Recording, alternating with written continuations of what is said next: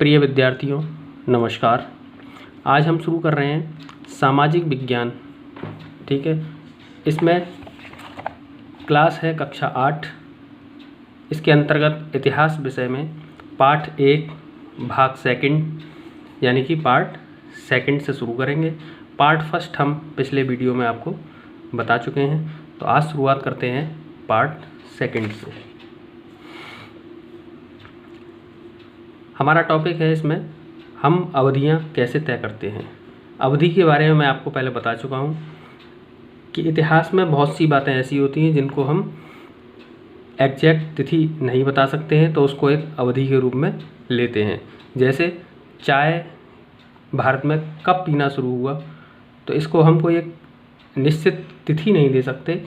उसके लिए हमें एक अवधि का सहारा लेना पड़ेगा कि इस अवधि के अंतराल में चाय का चलन भारत में शुरू हुआ होगा। उसके अलावा एक अवधि का दूसरा महत्व और भी है कि जब इतिहास काफ़ी बड़ा हो जाता है, काफ़ी विशाल हो जाता है, तो उसको अध्ययन की दृष्टि से हम अलग अलग कालखंडों में बांट देते हैं। जैसा कि मैंने आपको पहले बता चुका हूँ कि कक्षा 6 में आपने प्राचीन भारत का इतिहास पढ़ा था, कक्षा 7 में आपने मध्यकालीन भारत पढ़ा था, और अब आप अध्ययन कर रहे हैं आधुनिक इतिहास का, यानी आधुनिक भारत के इतिहास का।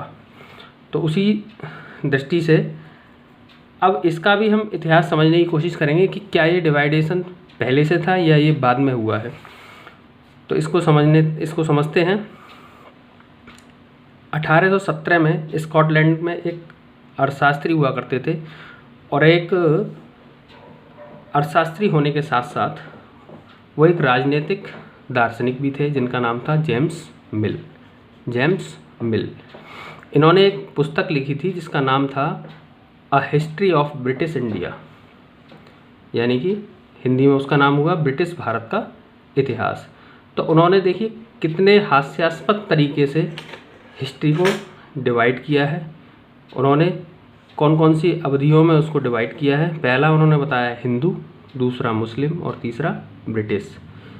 यानी उन्होंने इतिहास को हिंदू, मुस्लिम और ब्रिटिश 3 भागों में बांट दिया। उनकी विचारधारा अपनी जगह थी। उन्होंने क्या सोचा कि प्राचीन भारत में हिंदुओं का शासन था, हिंदू राजा हुआ करते थे, तो उन्होंने उसको हिंदू कालखंड दे दिया, हिंदू अवधि बना दिया। उसके बाद में अरबों और अफ़गानों के आक्रमण की वजह से क्या हुआ, भारत में मुस्लिमों का साम्राज्य स्थापित हो गया, तो उन्होंने मुस्लिम काल दे दिया। फिर उसके बाद में ब्रिटिशर्स आए, यूरोपीय आए, तो उन्होंने उसको ब्रिटिश काल दे दिया। यानी इन 3 कालखंडों में इतिहास को डिवाइड कर दिया। अब ये हम आगे पढ़ने के बाद समझ को विकसित करेंगे कि क्या ये कालखंड सही था या नहीं। इतिहास को हम अलग अलग कालखंडों में बांटने की कोशिश क्यों करते हैं, इसकी एक वजह है कि हम एक दौर की खासियतों और उसके केंद्रीय तत्व को पकड़ने की कोशिश करते हैं। केंद्रीय तत्व का मतलब है कि केंद्रीय तत्व यही था कि प्राचीन भारत में हिंदू शासक ज़्यादा थे, हिंदुओं का शासन था, तो वो हिंदू काल में डिवाइड कर दिया।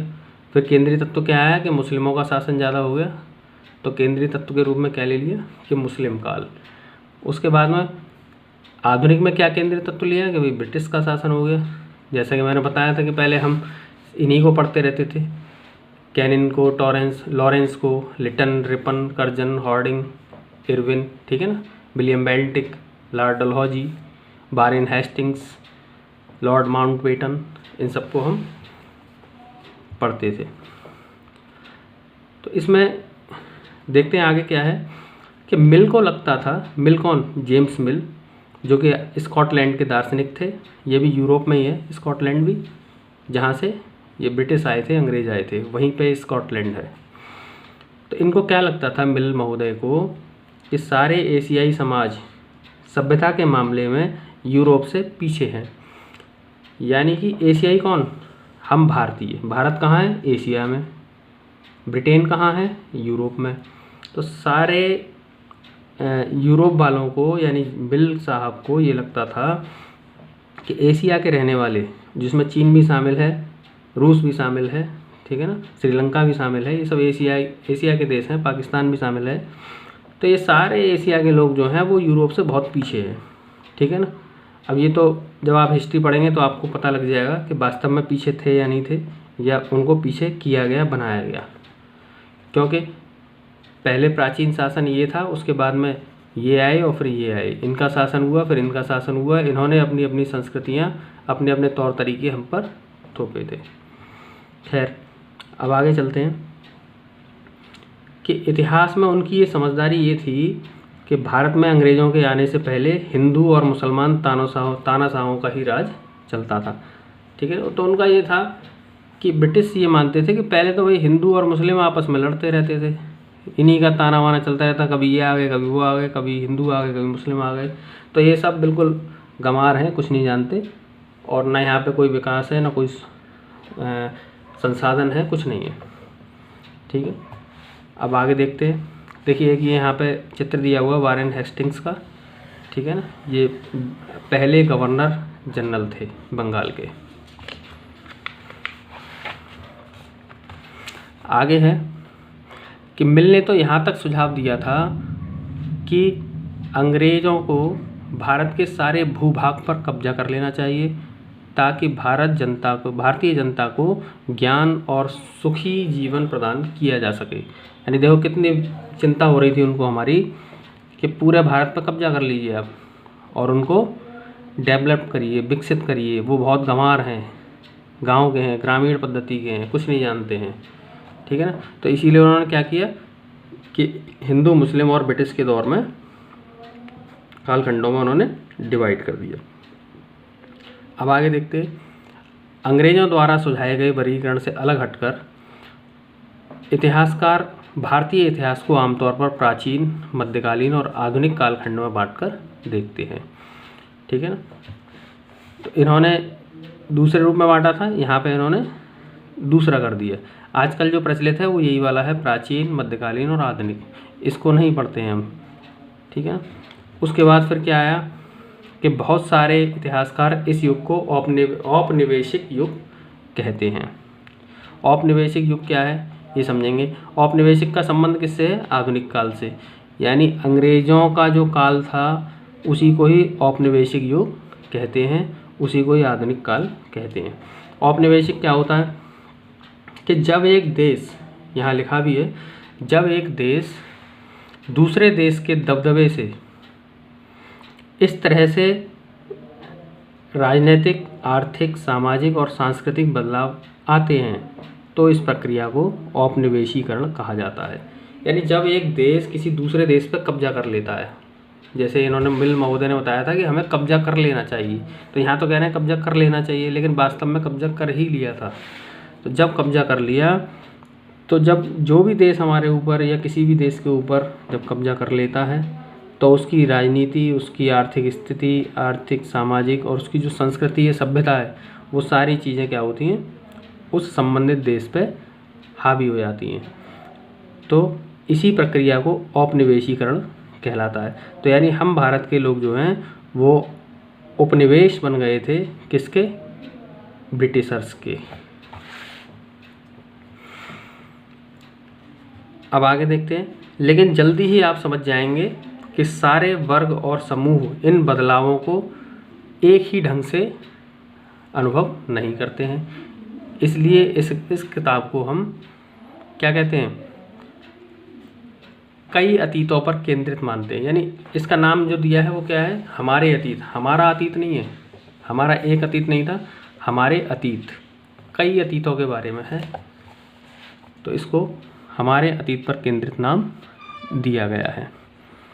इसके बाद देखते हैं आगे क्या है कि हम अपने भारत के इतिहास को 250 सालों का जो इतिहास पीछे जाएंगे हम, यानी इस समय 2020 चल रहा है, तो लगभग 250 साल पहले, यानी वही 1850-60 के करीब बात आ जाती है सन। तो यहाँ पे आप देखेंगे ये अंग्रेज़ लोगों की क्या क्या मानसिकताएं थी, वो किस तरह से काम करते थे।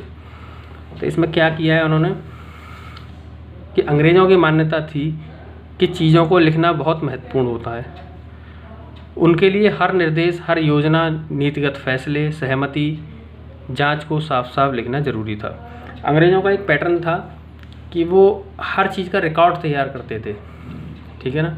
रिकॉर्ड पहले भी तैयार होता था, ऐसा नहीं है कि पहले मुग़ल में नहीं करते थे, लेकिन अंग्रेज़ों की भी ये पॉलिसी थी कि हर चीज़ का रिकॉर्ड वो तैयार करते थे। उसके लिए उन्होंने क्या किया था, तहसीलों के दफ्तर में, कलेक्ट्रेट में, कमिश्नर के दफ्तर में, प्रांतीय सचिवालय में, कचहरी में, ठीक है ना, सबके रिकॉर्ड रूम बनवा रखे थे। और इन सब के भी रिकॉर्ड कहाँ पर, एक जगह और थी, उनको बोलते थे हम अभिलेखागार या संग्रहालय जैसे संस्थान भी बनवाए गए थे। इन रिकॉर्ड को लिखने के लिए कुछ लोग होते थे जिनका हैंडराइटिंग बहुत सुंदर होता था, बहुत साफ़ होता था।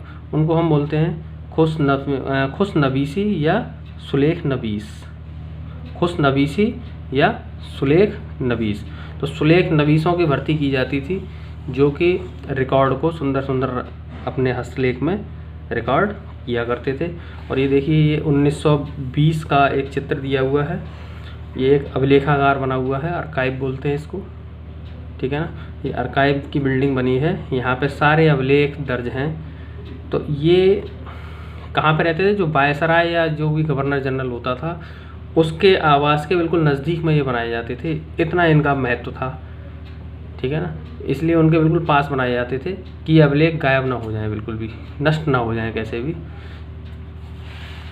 ये उनकी रिपोर्ट्स वगैरह हैं। जब आप पुस्तक ले लेंगे तो फिर इसका आप खुद भी अध्ययन करें, नेट से, इंटरनेट से डाउनलोड करने के बाद भी आप कर सकते हैं, ठीक है ना। उसके बाद में अगला टॉपिक है सर्वेक्षण का बढ़ता महत्व। इसको हम तीसरे पार्ट में समझाएंगे, क्योंकि वीडियो फिर ज़्यादा लंबा हो जाता है, इसलिए इसको थर्ड पार्ट में लेंगे।